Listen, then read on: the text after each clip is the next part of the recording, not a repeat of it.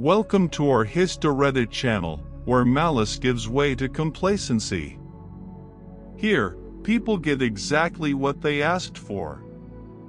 Our first Reddit post comes loaded with alabaster. I shared my space with my girlfriend and a roommate. We shared the financial burden of each account equally, at least that was the intention. Naively, I ended up helping my girlfriend pay part of her bills. In other words, I took on most of the expenses. The rent was in my name, as was the electricity in her house. Eventually, I got tired of the constant arguments, indifferent attitudes, and undone household chores. The time has come for us to part, a tumultuous rupture. She took her considerable time moving in, making sure to extract every penny possible before she left. Once she finally left, I took the initiative to open a new electricity bill, this time in my name. A week later, I received a confirmation letter in the mail, but along with it came the electricity bill for the last 3 months. After all, my ex-girlfriend still lived with us. I opened the correspondence without considering that we might have difficulties in paying the amount. After all, the account was in her name. I texted her that we had received the $120 electricity bill. I requested that she come and take $40 from each of us. But where was the other $40? We had agreed that I would not pay the bills after I moved in, as she had done when she was still with us during the period covered by the invoice. I found it absurd and refused to pay. There was an established agreement. She could come get the agreed amount or settle the bill herself. From my point of view, it was $120 to be delivered to my house, or else she had to face the dark. Lowell, you made me realize something important.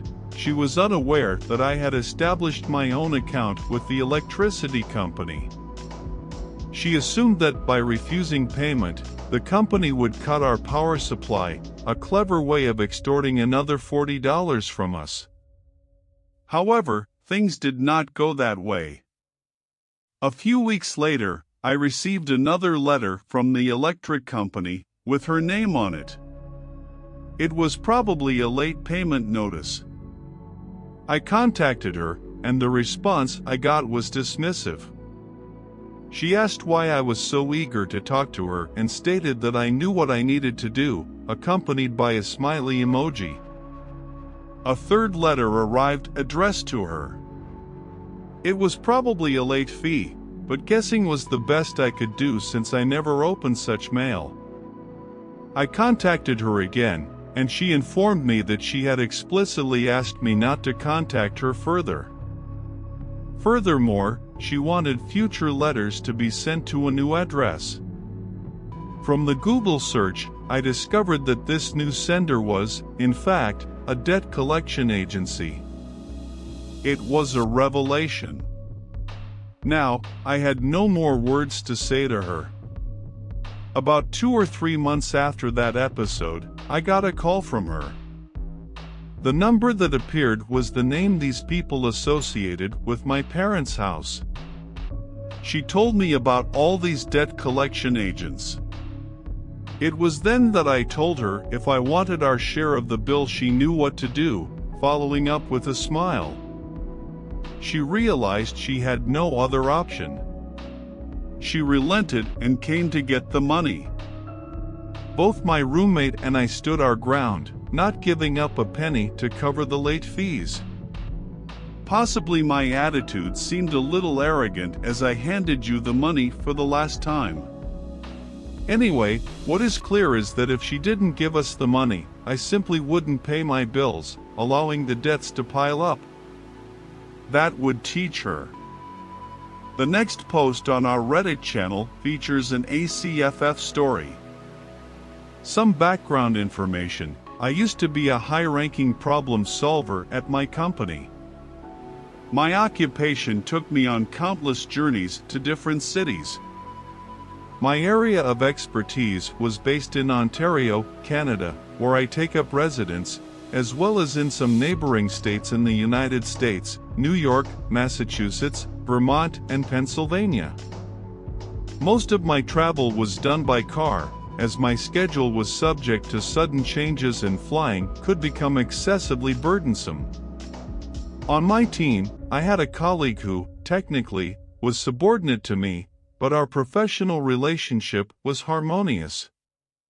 We often handled calls independently, doing weekly phone check-ins and monthly face-to-face meetings as needed. A little over a year ago, I received an email summoning me to headquarters in New York for a meeting with the CEO and the board of directors to discuss matters relating to my work. After checking with my colleague, I realized that he had received the same message. So we planned our travels and found ourselves in New York the following week. The night before the meeting, we shared dinner and discussed the enigma that lay ahead of us. It was rare for us to be summoned to headquarters, and even more unusual was the lack of clarity surrounding the situation. When the day of the meeting arrived, it was revealed to us that the company was fragmenting our sector between the United States and Canada. Additionally, it was communicated that a new person would be assigned to deal with U.S. customers, and that our focus would be restricted to Canada. Such a revelation took both me and my colleague by surprise, as until then we had not been aware of this plan. Curious, I questioned the identity of the new hire responsible for the U.S. and discovered that she was a newcomer, in whom the CEO had a strong interest. Showing goodwill, I offered to train her, explaining the many nuances of the job that were not mentioned in the job description. The CEO accepted the proposal, and soon the newcomer, Karen, made her entrance. She was a young woman looking to be about 23 years old, but her expression conveyed a know-it-all attitude. She sat down at the table and immediately made it clear that she was not willing to cooperate with us. My CEO, Bob, said to her, "Welcome, Karen. We've just briefed Opie and Jim on the restructuring, and they're ready to help get you started." Bob and Karen's gazes turned to me expectantly.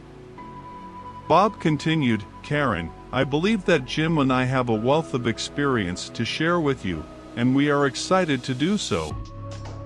It may be best if we hold a separate meeting so as not to take up the board's time." Karen thanked everyone and mentioned her many ideas on how to streamline our department by introducing new policies that could significantly save the company's expenses. However, at that moment, I was extremely confused. Karen was speaking as if she were my supervisor, which was clearly not what Bob had shared with us. I noticed that some of the council members were also sporting puzzled looks. I decided to clarify the situation. "Bob, maybe I've misinterpreted the new assignments here. Would you be able to explain that Karen is the new head of our department and that you and Jim now report directly to her?" A board member interjected, "No, that wasn't discussed or approved by the board. We weren't completely convinced of the division of the department, and that goes entirely against what we discussed. It was clear that what had been debated was just that the department would be split between the US and Canada, with Opie and Jim remaining north of the border, and me responsible for the US. I was told something different, but I'm willing to deal with it as long as you both stay out of my way. Jim and I are stunned and feel disrespected for being treated this way. We are highly competent in our roles and we have never seen this woman before today. Settle this, Opie, immediately. You and Jim must keep your distance from Karen, don't interfere with her work. Both should only focus on their tasks in Canada." So the meeting ended and Bob left the room, followed by Karen. Jim and I sat stunned for a moment. Some board members reached out to express their shock and empathy. I had the presence of mind to ask if we could get this change in writing. Assurance that we would receive clear guidelines via emails from Bob with a new director was given by the end of the day. After informing all of our U.S. customers of the move and providing their contact information to Karen, Jim and I returned to Toronto. We reorganized our activities to work in Ontario, which meant less travel and more breathing room in 1 week. US-based clients began complaining that Karen was not responding to emails and missing appointments. I forwarded these complaints to Karen, copying Bob and the entire chart. A week later, Karen called me, apparently agitated but not admitting that she needed help. She started a friendly conversation and later asked how I would handle a specific situation. I kindly said I wasn't interested in discussing work, to avoid appearing to interfere with what she did. The same day, Jim called me to say that he had a similar conversation with Karen and acted in the same way. At the end of the month, Bob called me, asking if I would take over the whole department again. I politely declined, lest I interfere with Karen's role for the next 3 months. Customers from the US and Canada started contacting me, asking if I could be their point of contact again. It solidified an idea that had been on my mind. Jim and I had expanded our client base in Ontario since focusing here. I had lunch with Jim and proposed that we go into the business together as partners, starting our own consulting firm. We could not offer all the services of the current company, but we would promote high professionalism in our specific area. At the end of lunch, Jim accepted and we began to take the necessary steps. As soon as everything was clear, both sent our resignations, explaining the reasons. When customers contacted us again, we informed them that we no longer worked for the company. We explained that we founded our own company and detailed the services we offered. A month later, we already had 60% of US customers and 80% of Canadian customers on board, as the previous company did not have support in Canada. Within 2 months, those numbers had increased to 80% in the US and 90% in Canada. At the end of the year. Since then, our new company has grown considerably, allowing us to hire 7 new consultants. Jim and I found ourselves more and more involved in office tasks rather than traveling. Many customers who previously relied on our former company's personal approach have had to settle for remote solutions. Bob, in turn, was fired by the board, although I have no idea what actually happened. An update: due to the interest expressed in the comments, I reached out to one of the board members and kept the conversation amicable. Here are some answers to questions about how Karen got the job.